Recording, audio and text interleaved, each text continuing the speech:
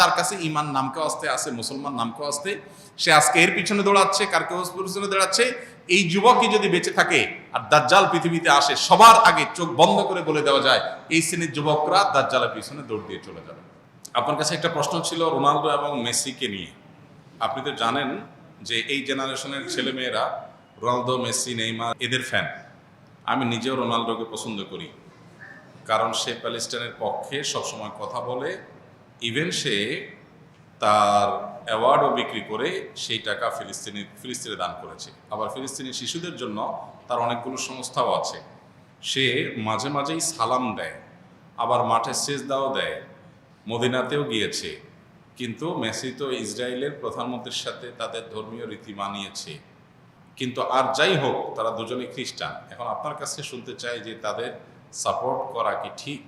আমি রোনালদো এইসব কাজের জন্য তাকে পছন্দ করি, কিন্তু আপনি সম্পর্কে কি বলেন? দেখুন, প্রশ্নটা হাসি উদ্রেক করলেও প্রশ্নটা খুবই প্রাসঙ্গিক এবং আমাদের সমাজ বাস্তবতার সাথে সামঞ্জস্যপূর্ণ। প্রথম কথা হলো যে ইমানদার খেলাধুলা কেন্দ্রিক যে উন্মাদনা আছে, এগুলো ইমানদার কখনো নিজের গায়ে মাখাতে পারে না, বা এগুলোর মধ্যে ইমানদার জড়াতে পারে না। এটা তার ইমানের সাথে যায় না। পৃথিবীর যে খেল তামাশা বিশাল আয়োজন, আমোদ ফুর্তির যে মহা আয়োজন, এটা মূলত যারা আখিরাতে বিশ্বাস করে না তাদের জন্য, যেহেতু দুনিয়াতেই তাদের সবকিছু, অতএব তারা যা খুশি এখানে করে যাবে। ইমানদার আনন্দ করবে, ফুর্তি করবে, কিন্তু শরিয়ার সীমানার মধ্যে থেকে। জীবনটাকে পুরা খেল তামাশায় পরিপূর্ণ করা, এটা কোনো ইমানদারের সাথে যায় না। যে ইমানদার জানে, বিশ্বাস করে, তার আকীদা, তার ঈমান আছে যে সে আল্লাহর সামনে দাঁড়াবে, অনন্তকালের জীবনের হিসাব দিতে হবে, সে আনন্দ ফুর্তি করাটাকেই জীবনের মূল লক্ষ্যে পরিণত করতে পারে না। আজকের পৃথিবীতে এই সমস্ত খেলার যে বড় বড় আয়োজনগুলো আছে, এই আয়োজনগুলো ভোগবাদী পৃথিবীতে, আখিরাত বিমুখ পৃথিবীতে মানুষকে মজা দেওয়ার জন্য, এন্টারটেইনমেন্ট করার জন্য করছে। এর পেছনে মানুষকে ঈমান থেকে বিচ্যুত করা, দিন বিমুখ করা, এই লক্ষ্য উদ্দেশ্য যেমন আছে, আবার এর পেছনে রয়েছে, আমাদের সবার জানা আছে যে এর পিছনে বিলিয়ন বিলিয়ন ডলার বিজনেসের স্বার্থ জড়িয়ে আছে। যেটাকে আমরা খেলা মনে করছি, এটা আসলে খেলা না, এটা আসল খেলা। অতএব সেই খেলার গুটি হচ্ছে আমি। খেলোয়াড় খেলছে, হারলেও টাকা পাচ্ছে, জিতলেও টাকা পাচ্ছে। আয়োজন যারা করছে, বিলিয়ন বিলিয়ন ডলার তারা বিজনেস করছে, বিহাইন্ডে যারা থাকছে সবাই লাভ থাকছে। তাদের গুটি হলো আমাদের মতো সেই সমস্ত সাপোর্টাররা যাদের কোনো লাভ নাই, লস ছাড়া।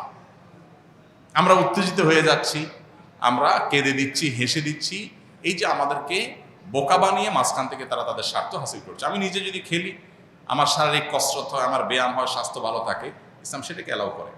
কিন্তু এই জাতীয় অহেতুক কাজে জড়াটাকে ইসলাম অ্যালাউ করে না। নবী সাল্লাল্লাহু আলাইহি ওয়াসাল্লাম বলেছেন, মিন হুসনি ইসলামিল মারই তারকুহু মা লা ইয়ানি। একজন মুসলমানের ইসলামটা সুন্দর হয়, আল্লাহর কাছে গ্রহণযোগ্য হয়, অ্যাকসেপ্টেবল হয়, কোয়ালিটিফুল ইসলাম হয় তখন যখন সে অহেতুক অনর্থক কাজ থেকে বেঁচে থাকে। এখন আপনি যদি এই জাতীয় অহেতুক কাজ, যেটাতে আপনার দুনিয়াবি কোনো ফিডব্যাক আসছে না, আখিরাতের কোনো ফিডব্যাক আসছে না, অর্থবহ কিছু আসছে না, সেটাতে আপনি যদি এরকম মত্ত হয়ে যান, সেটা আপনার ঈমান আমলের সাথে সঙ্গতিপূর্ণ নয়। এই জন্য এটা থেকে আমাদের বিরত থাকতে হবে। এটা হলো মূল কথা। এবার আসা যাক, খেলোয়াড়দের কোনো খেলোয়াড় ইসলাম, মুসলমান, মুসলমানদের স্বার্থ, মাজলুমদের স্বার্থ তার মাধ্যমে রক্ষা হয়। সেই কারণে মুসলিম মাত্রেই তার প্রতি সিম্প্যাথি চলে আসবে। এটা খুব স্বাভাবিক একটা বিষয় যে একজন মানুষ অমুসলিম হওয়ার পরও তিনি আমাদের স্বার্থ সংশ্লিষ্ট বিষয়গুলোতে আমাদের পক্ষাবলম্বন করছেন। এটার কারণে তার প্রতি একটা দুর্বলতা চলে আসাটা একটা স্বাভাবিক ব্যাপার। এটুকু পর্যন্ত দোষণীয় না। কিন্তু সিম্প্যাথি দেখিয়ে আপনি বিসমিল্লাহ বলে তার খেলা দেখা শুরু করে দিলেন, যে আমি যেহেতু তার সাপোর্ট করি বা তাকে, তার এই কাজগুলোকে পছন্দ করি, এই জন্য তার খেলাতেই লেগে গেলাম। তাহলে তো মুশকিল। এখন আমাদের দেশে যে আর্জেন্টিনা, ব্রাজিল, বিএনপি, আওয়ামী লীগের মতো মুখোমুখি অবস্থান আমাদের দেশে দীর্ঘদিন পর্যন্ত যে চলে আসছে, ওই জায়গা থেকে রাজনৈতিক বিরোধের মতো এই খেলার ক্ষেত্রেও মানে কাজ না থাকলে যা হয়, এত বেকার মানুষ এদেশে, সুবহানাল্লাহ।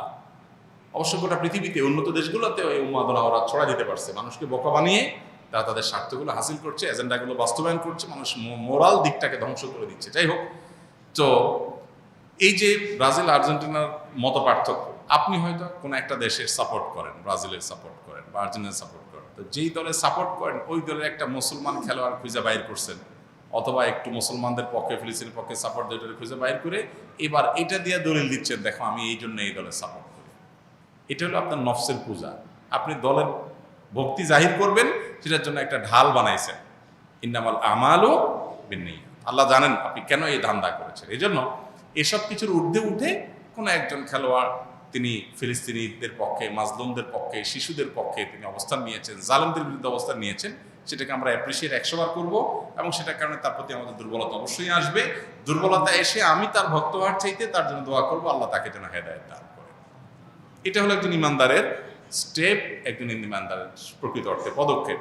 অতএব এটুকু পর্যন্ত দোষের কিছু না। এর বাইরে যারা আল্লাহকে বিশ্বাস করে না, যারা জালিমদের পক্ষ অবলম্বন করে, সে যত বড় খেলোয়াড় হোক না কেন, তার পেছনে আমরা যেভাবে ছুটে চলেছি, এই যদি হয় আমাদের অবস্থা, দাজ্জাল যখন আসবে তার হাতে জীবন মৃত্যু থাকবে, ম্যাজিক থাকবে, রিজিক থাকবে, পৃথিবীর খাদ্য পানীয় সত্তার কন্ট্রোলে থাকবে, তাহলে তার পেছনে হ্যামিলনের বাসিয়ালার পেছনে ঘোরার মতো করে কি পরিমাণ আমরা তরুণরা দৌড়াবো, সেটা এই খেলোয়াড়দের পিছনে দৌড়ানো দেখে কিছুটা অনুমান করা যায়।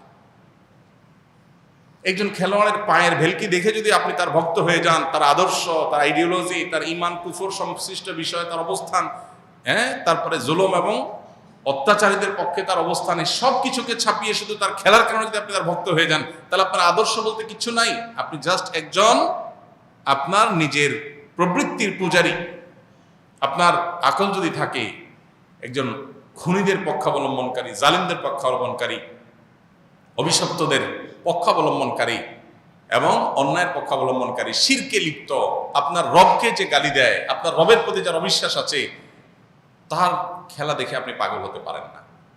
একজন লোক অনেক ভালো খেলোয়াড়, অনেক চমৎকার খেলে, অনেক ম্যাজিক্যাল আপনার তার স্টেপ পদক্ষেপ আছে, অনেক তার ভালো পারফরমেন্স আছে, এই লোকটা আপনার মাকে যদি কটু কথা বলে এবং বলে যে আপনার জন্মে ঠিক নাই, আপনার বাবা এই লোক না, আপনার মার চরিত্র খারাপ, অন্য কারোর কাছ থেকে এই সন্তান তিনি জন্ম দিয়ে এনেছেন, এই কথা যদি আপনার মা সম্পর্কে কেউ বলে, আপনার মায়ের ব্যাপারে যদি কারো বিশ্বাস থাকে এরকম আপত্তিকর, সে যত বড় খেলোয়াড় হোক, আপনি যদি কুলাঙ্গার সন্তান না হয়ে থাকেন, তাহলে আপনি তার ভক্ত হতে পারেন না।